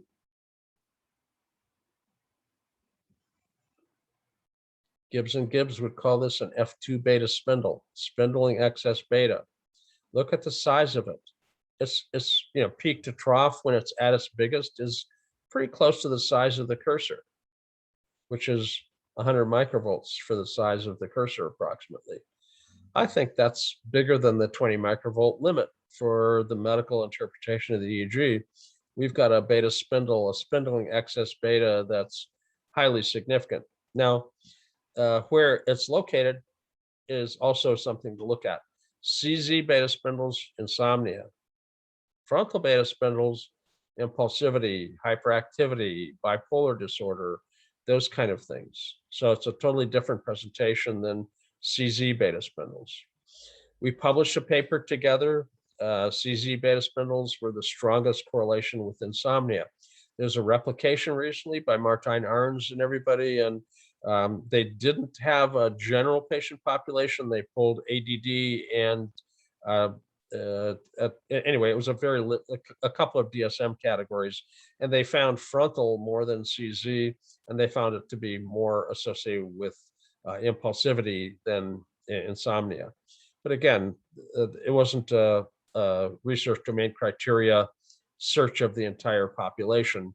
They limited it to a ADD group, which had more of a frontal presence. I'm not calling this ADD, by the way. Diagnostically, beta spindles are non-diagnostic.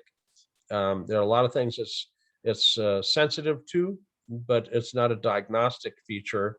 Beta spindles do suggest, again, possibility of clonidine or in tune of 10x as a channel blocker or an anticonvulsant, such as Neurontin or Lyrica, if it's just beta spindles and not a paroxysm, and the possibility of an antipsychotic if it's beta spindling, again, without a paroxysm. So we're keeping our eye out for instabilities. Oopsie, an instability. It's going along nice and swimmingly stable, and all of a sudden there's a change. Sudden start, sudden stop, sudden start, sudden stop.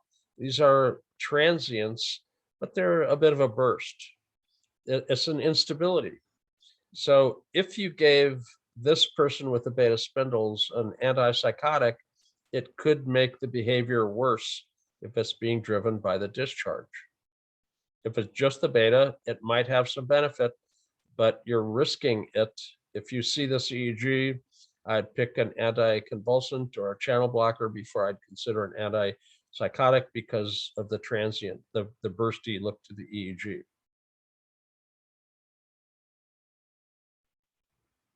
Beta spindles up front. We've got some beta elsewhere, C4, CZ, C3, not gigantic like it is up front, and probably not the same frequency, 1, 2.5, almost 3. This is in the teens. This stuff's well up into the 20s. So they're going to separate out on the frequency domain as well. Now,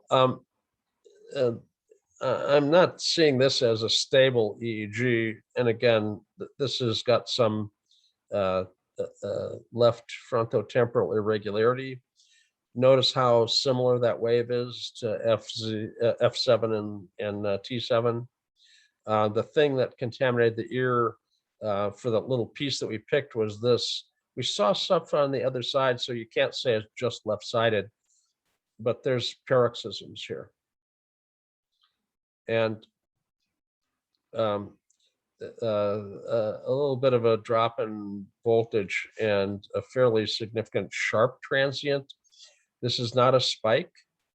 It's a sharp wave with beta spindling, but it is a transient and paroxysmal transient. In the phenotype model, which, you know, I'm kind of a proponent of looking at the world as though it's full of phenotypes. The phenotype model does not worry about the diagnostic specificity. Phenotypes are seen in clinically normal and clinically significant people.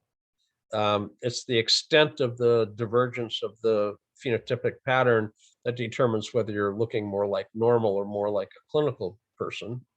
But you've got to be aware that state change and phenotype end up being important, and the specificity of the paroxysm being non-specific isn't a problem for the phenotype model, because this needs stabilization. Stabilization is pharmaceutically medicated for stabilizing with an anticonvulsant, but if you're dealing with an individual who does not choose to take meds, or has a negative response to meds, or when they take meds have side effects that make it impossible for them to take it. If you start taking an anticonvulsant and you get a fever or a rash and you keep taking it, you've got Stevens-Johnson syndrome in all likelihood. It's going to suppress your bone marrow. Your immune system's going to collapse. You could die. You know, you got to quit taking anticonvulsants as soon as you see the rash or the fever, because you don't want to have a patient die. It's really not good for your patient or your practice. So avoid that by avoiding the Stevens-Johnson syndrome. Watch for a fever or rash after you start to take an anticonvulsant. But the paroxysms suggest that the anticonvulsant's the right class. The beta spindles would respond positively to it. The paroxysms would respond positively to it, even in the absence of a diagnostically specific discharge. I haven't seen a spike. I haven't seen an epileptiform paroxysm. I've seen transients and paroxysms, but not anything diagnostic. But the phenotype model doesn't wait for diagnosis. It predicts treatment, not diagnosis. Beta spindles, part of it's a phenotypic pattern, but it doesn't give you a diagnosis. It basically tells you how to treat it, not what to diagnose somebody as. So beta spindles, quite often right greater than left. It's very common to see that as a bipolar pattern. And in a teenager, you're less likely to have started to cycle with bipolar. It's kind of a controversial diagnosis at a young age, but the beta spindles would be consistent with bipolar, as well as impulsivity, hyperactivity for ADD. And again, channel blocker for this, if it was just this, but because of the paroxysms, I would suggest pharmaceutically an empirical trial on an anticonvulsant. And it doesn't look like he's really staying as wide awake and alert. I mean, his eyes are open, but we've got moments where we've got alpha dropout and slow stuff happening intermittently. We're only a couple minutes in. Oh, we've got a more diagnostic presentation here. Sharper transient, a bit of a paroxysm, an eye blink in the midst of it. You can see the beta spindle leads it off, and the rhythm change afterwards. Again, a transient. The eye movement kind of complicates seeing it. And again, I think we've got somebody who's slipping into a drowsy state. Eyes may be open, but doesn't necessarily mean there's anybody there to answer back when you call. So, beta spindling and paroxysms and not quite anything fully diagnostic, but definitely suggestive of stabilization being needed. Time to do a very quick cleanup. Let me.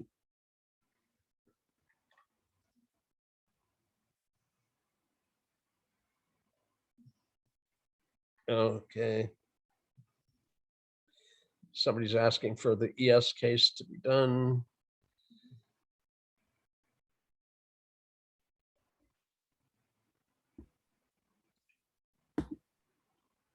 Okay, and then this is, oh,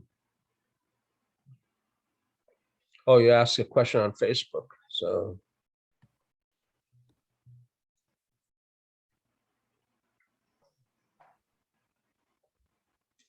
There's times that a peak can drive a subharmonic. The mathematics is perfect at a 4.15 and an 8.3. You have to look very carefully as to whether there is really a slower frequency present or not. But it may be a subharmonic given that relationship. Anyway, that's what I've got for the moment on the questions. So we basically have a ICA cleanup time real quick.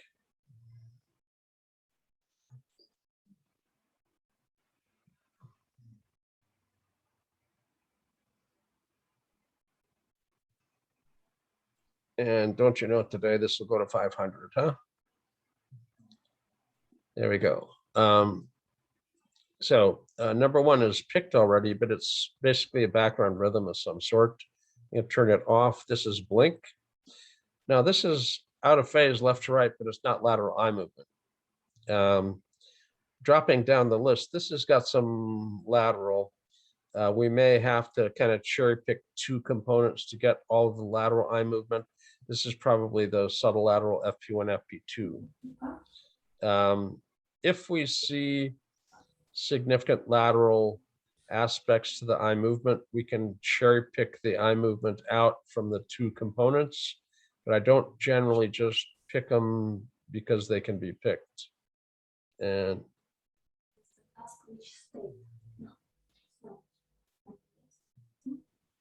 transient at T8, no real field surrounding it. This is the transients. See why you don't just pick them? As we just, all those transients that we saw, we just took them all out. So we've got to watch out for excessive picking of peaks. So I think we've got the vertical eye movement and a subtle lateral is all we got on this. And the EEG can be mark artifact. This is almost twice as much voltage as we had before. So at 150, cut that in half, it'd be 75 or more sensitive. I'm going to go with a 30. It's below 4 hertz, so it'll catch only the worst of it. And 10% would be a 15 or more sensitive. And it's pretty clean of EMG. And I'm going to go with a 10, which is really quite sensitive for something of this size, but it's a clean EEG. So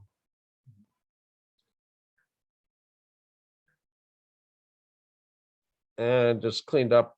It's a nice enough recording and cleaned up well enough. I don't think we're going to catch anything. Beta spindles, not muscle. If the beta spindle peak was above 30, it might have been caught. This was the little piece we saw that was a part of a transient. If we caught the component that would take this out, it basically took out the entire transient. It's not something to take out. It's actual EEG. And again, fairly drowsy EEG at that.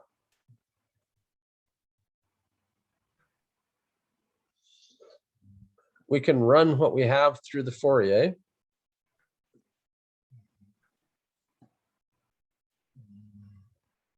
Full file, 4 seconds.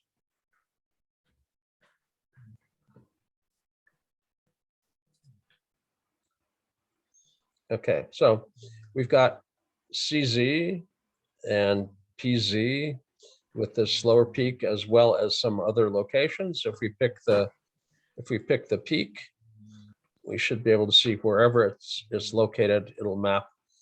So we picked it here, but you can see both sides end up having that slower content, slower rhythmic content. We've got an alpha peak.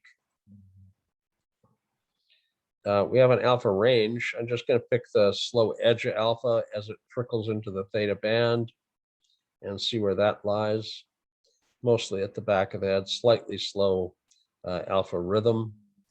So, and you know, this was somebody in their teen years, not an 8-year-old or something. So having alpha that trickles into the theta band is a little bit slower than it should be. It's eyes open. We don't always have organized alpha 01, 02, but the PZ's got alpha peak that's good enough as an alpha peak, but the range of alpha has a little slow edge to it. And finally, we've got central beta, which is, you know, somatosensory, somatomotor, sensory sensitivity, that sort of thing. But the problematic beta, the big spindling excess beta that we saw, is this stuff well up into the 20s in the pale blue, not just in the green. So in fact, the green in the SMR frequency band can be a compensatory frequency even. So we've got hyper excitable cortex, excess slow, and slightly slow alpha.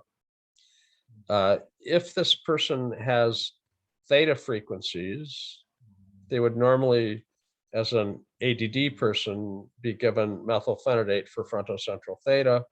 It's the match with theta matching up with the dopamine reuptake inhibitor of Ritalin. But as they've also got beta, which ends up suggesting the channel blockers. And this EEG had paroxysms. So instead of a simple channel blocker, I would think actually an anticonvulsant would be a reasonable choice in this case. We're going to look at the eyes closed real quick here. And see what it shows. It's a little bit of a left frontal emphasis on some of that slower content.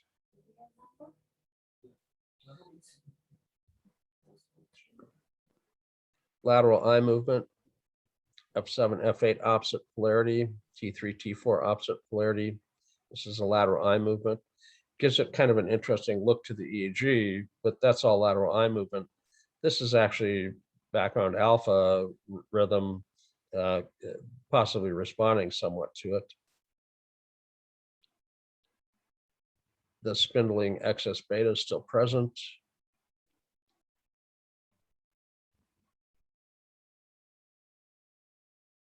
So we've got more awake, and the alpha sputters out and slower stuff is starting to happen.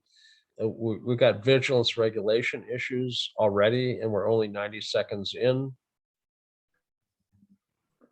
There's vertex activity, but it's not a vertex sharp wave. It's at the vertex. This is basically part of the unstable state regulation. Normally you get the run of alpha dropout before you start to see rhythmic slow activity, and they have nice steady progress. People with sleep disturbances and sleep disorders can have things out of order. They can have a vertex sharp wave pop up without a lead in, just pop up out of the blue, as it were, and a little unstable EEG feature here. And again, diagnostically non-specific. There's no spike. There's no, spike and wave. It definitely has got some sharp and slow, but mid-temporal sharp slow transients are non-specific in EEG interpretation. They're irritative or ischemic. Irritative, if it had a spike in it, you could call it an epileptiform, and that would be irritative. If it's vascular, like migraine or post-traumatic ischemia, something such as that, then it's just vascular ischemia. But again, non-specific, irritative or ischemic for mid-temporal sharp slow transients like this. There's maybe a little bit of a lateralization off to that left side. Mid-temporal sharp slow transients that are left, more lateral off to one side than the other, maybe from traumatic brain injury. Migraine ischemia is usually posterior temporal, T5, T6, bilateral.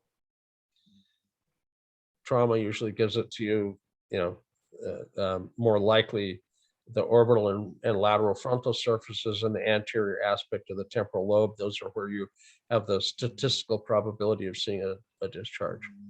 And this isn't much of a giant attention getter, but this is, again, a little bit of a transient.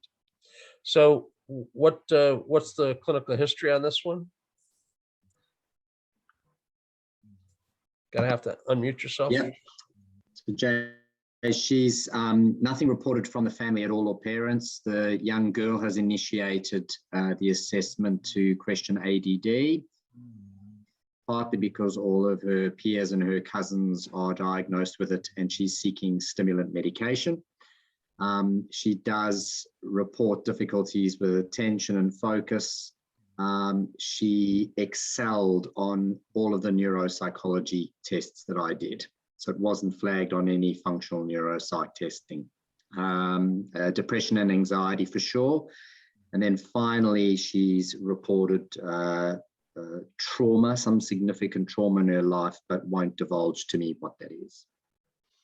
Okay, so we haven't done a cleanup of eye movement. So we have vertical and lateral eye movement as the big slow peaks that are up there. The beta is still present. The beta spindles are probably a significant part of her ADD presentation, but if she's looking for stimulants, it's probably the slower alpha that ends up being the thing that would respond.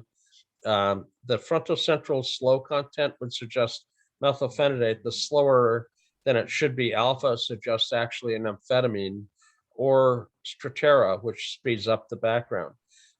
If you gave an amphetamine or Strattera, the beta spindles could be exacerbated. They quite often subjectively tolerate it, but it's not necessarily the right match. So this is a complicated case for medication. Again, the slower alpha would end up generally suggesting an amphetamine or a Strattera to speed it up. Strattera is a norepinephrine reuptake inhibitor. Amphetamines are a norepinephrine agonist, little dopamine as well, but primarily norepinephrine. And the alpha frequency at 0 and 0.2, you've got just above 10 hertz, 10 and a quarter. PZ, slower alpha.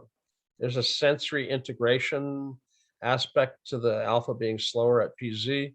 I think Moshe's question earlier about alpha at the back and alpha at parietal ends up being an easy illustration that the occipital alpha is tuned at 10 plus, and the PZ's 9, 8, 9, and a little bit of 7, 8 in the mix as well.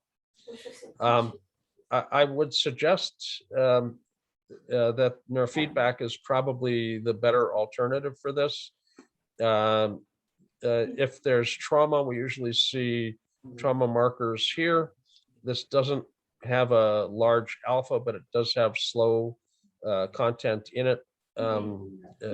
This isn't really screaming out as somebody who had a specific PTSD biomarker. Anyway, that's what we see on this. Neurofeedback wise, I would consider SMR for stabilization of state and helping with sleep, and to help reduce the beta spindles. SMR training, 18 to 32 down, and CZ to the right temporal to pick up the slow content in alpha here. Probably help with any PTSD subjective complaint. But again, this doesn't look like it's a strong biomarker in and of itself. I think that this basically stands on its own with primarily the SMR. The counterbalance would be frontal suppressed training as a counterbalance, but SMR is your high likely on this for the PTSD and stabilization of state. If the slow alpha at PZ is something you want to try and target with SMR type training, C4PZ helps with the alpha tuning at PZ. You can't call it SMR here. Barry and I will hunt you down, but it's fast alpha here. And training fast alpha may end up with the slow alpha, which is part of the suppressed band, being more well tuned after the training. We've got to get to another EEG. I think I kind of promised on Facebook that I would take a peek at it if she sent it in. And we have MR.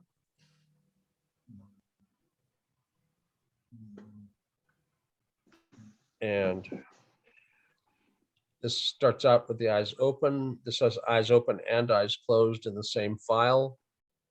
What was the age of this client? It is 5.5. 5.5, is that it? Yes, yes. So very young. And there are some databases that don't go down that young, some that go down much younger to 1 year old. But I have to say that I've actually seen classical epileptiform content in a 1 year old, which was passed as part of the normal database acceptance on a 1 year old. So I think the range of what's accepted is a little broad for the 1 year old database that's out there now. And clinical experience with very young are absolutely required. There's lots of lambda, O1, O2 lambda. Again, it looks like a check mark when the lambda happens, like a check mark. But in reality, it's a 1, 2, 3 pieces. It's actually a triphasic wave. It's an ERP, so you expect it to basically have a triphasic morphology because of being an ERP. So this is what we have for the moment. A very young person, eyes open, and lots and lots and lots of lambda at the back of the head. We're going to have an eye closure here at 300 seconds or so. We can see a background rhythm pretty quick. I mean, you probably click the eyes closed button here and they got them closed here, but fairly quickly we've got a background rhythm. Yeah. And 1, 2 would be 10, 1.5 would be 8. It looks like we've probably got 8, 9, 10. Doesn't look like 11 and 12 is in there yet, but at 5 years old, you don't have to have all of your alpha up in the alpha band. By 7, you should have most of it in the alpha band. The very slow edge may just barely trickle into the theta band, but that's still a little bit slow for 7. At age 3, you should bump into 8 as part of your spectra. You could be 6, 7, 8. But by age 5, we've got a background alpha that's appropriate for age. And Rustam, mute yourself. there we go. So thank you. I was searching around for the mute all button again, but I'm not that great at finding that stuff. So background alpha is appropriate for age. This isn't so slow that it's abnormal because of the background alpha rhythm at this age. There is a lot of slow content, but again, at age 5, slow content is not unusual. Now, this is a specific kind of slow content. The child actually looked slightly drowsy with alpha starting to break up, but this is a hypnagogic hypersynchrony. During drowsing, young kids, especially very young kids, end up having hypnagogic hypersynchrony as a normal variant neurologically. I mean, as dramatic as can be. If this doesn't catch your attention, nothing will, you know. But this is a paroxysmal slow pattern during drowsing, and it's a normal variant. However, it's also seen in sleep disordered kids. Night terrors, sleepwalking, sleep talking, parasomnias in general, behavioral sleep disorder, which you act out your dreams, paralysis if you wake up and you can't move. You know, all of those are the kind of things that you might see with this, but this is not diagnostic of any of that.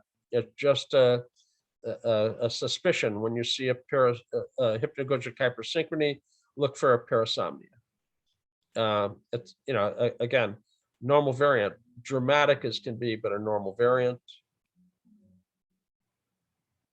And you can see, you know, the vigilant state's not very intact. You get a little bit of alpha where they're back more alert for a moment, but that fades. Alpha dropout with slower activity, back to alpha with some eye movement and some alpha coming back. So labile state regulation. In the first minute, we're getting, you know, vigilance dips into a drowsy state, and the hypnagogic hypersynchrony popped up during the drowsy state. So we'll see whether it repeats itself. Very commonly they do, if the person's profoundly drowsy. This isn't quite as well formed as the big burst that we saw. This might give some people a little bit of a difficulty figuring out what to call it other than drowsing with slow content, but it's related to the hypnagogic hypersynchrony phenomenon. Back awake for a bit, drowsy again for a bit. So very labile in vigilance regulation. 01, 02 have lambda in them, but this isn't lambda because it's not just 01, 02. This is, again, some kind of a hypnagogic phenomenon. It might have visual imagery in it, which may create a lambda, but this is a generalized slow indication of, again, a drowsy state. My goodness, they've got so much of this drowsy state they could be their own state. That's a lot of drowsing. They came back only momentarily, but they're slipping in and out of drowsing. Slightly slow background when they come back. It's not quite as fast as it was at the very beginning, but it's still appropriate for age. This isn't the age is not the issue here. This is state regulation as an issue, and an excessive amount of hypnagogic state with the eyes closed. So it's a very drowsy child without holding an awake state for a stable period of time. So there's probably some kind of a sleep disturbance because they can't stay awake. So what's the clinical story on this one? The parents bring her because she sometimes has temper tantrums and because she's stubborn. And actually, I have done the developmental scale, and she's maybe above their peers. She's better than their peers, and I don't see any problems. But the parents see sometimes. I think they are perfectionists, and they are asked from her more than she can do. It's possible. We don't really have time for detailed processing, but we can take the analysis of the fragment of the eyes open and run it through and look at what our eyes open EEG looked like. And we're going to put in a background rhythm in the alpha band. Again, our peak is in the alpha band. The tail at this age can stick into theta, but it's only barely sticking into theta. Theta's got its own frequency. Lambda at the back of the head, no doubt. The generalized slower content, you can see there's slow activity. If we map this, it will likely map to a frontal island as well as the lambda at the back, maybe a little social perception as well. You know, O1, O2, PZ, expect it to drop down. This doesn't really drop down. It doesn't, you know, get large either. Frontal centrals, the possibility of an oppositional defiant or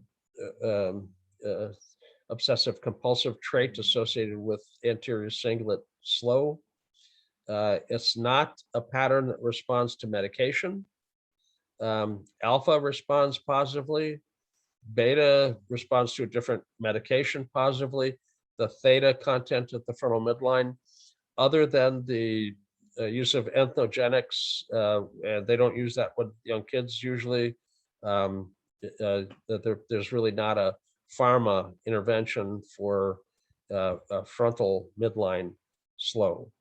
If it's frontal central slow, usually methylphenidate handles it, but if this is anterior cingulate, it may be an obsessive compulsive or oppositional defiant feature that's not going to end up responding to standard pharma.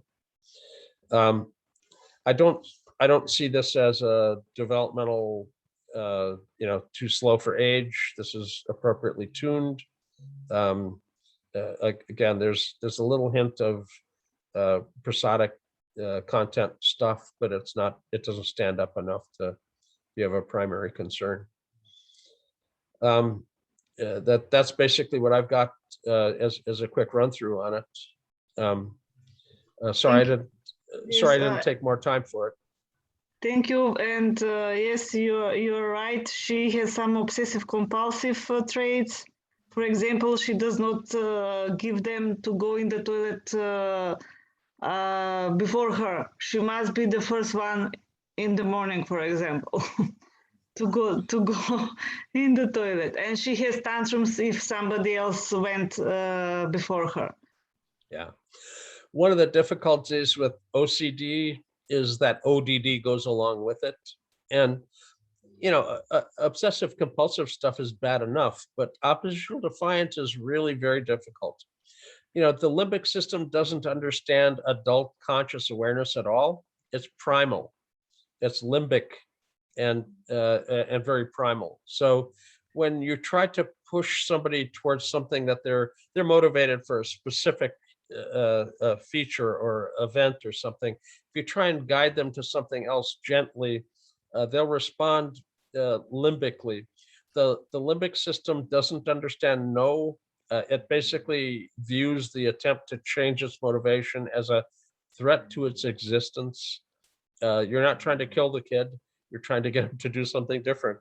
But the limbic system will perceive it as a threat to its existence. So the excessively energetic response to a simple request, you have to perceive that from the perspective of the limbic system of the child. And you don't try to push them, try to dangle a carrot for them to be motivated towards something else, as opposed to threatening or pushing or forcing, because the oppositional defiance is only intensified. Again, it's a fight for life from their perspective. So yeah, very difficult for parents to deal with oppositional defiance. Obsessive compulsive is bad enough, but it has ODD goes along with it.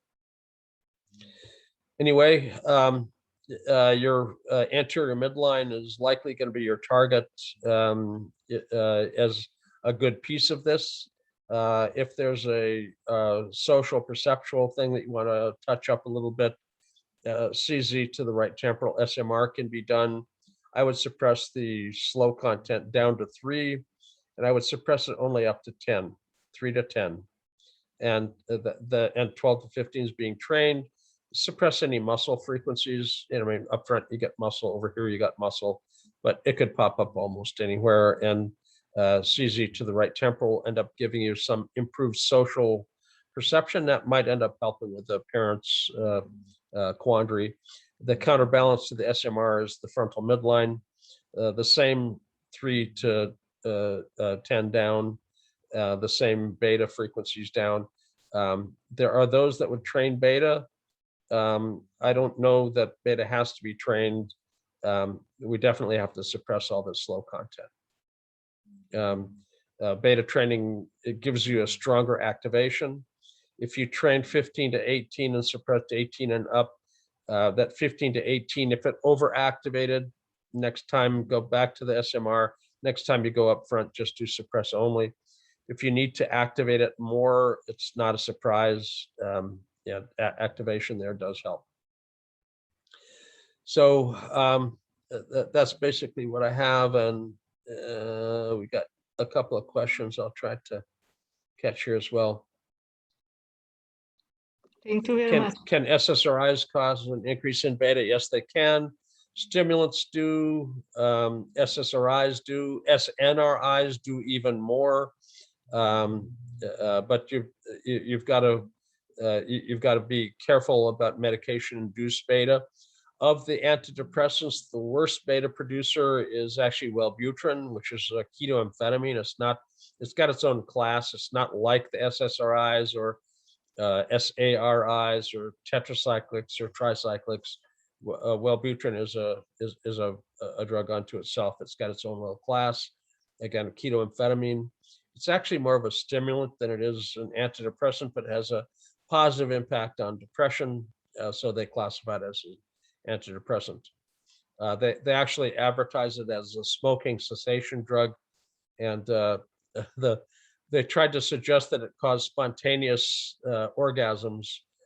That's got to make for a whole new market segment. But that, you know, as a drug for Wellbutrin to stop smoking, it's not really that good at that.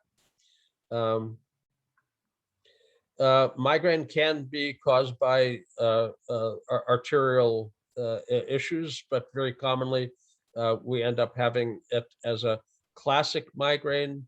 The chronic migraine ischemia is what's seen as the slow edge of alpha, and vascular ischemia in general ends up being seen as a slow edge of alpha. The old position paper about vascular issues actually spoke quite directly to the fact that the EEG, QEEG, the QEEG was actually more sensitive than the visual EEG, because it allows you to see where the slow edge of alpha is. It's a little hard to count the slow edge of alpha because it's blended in with the other alpha.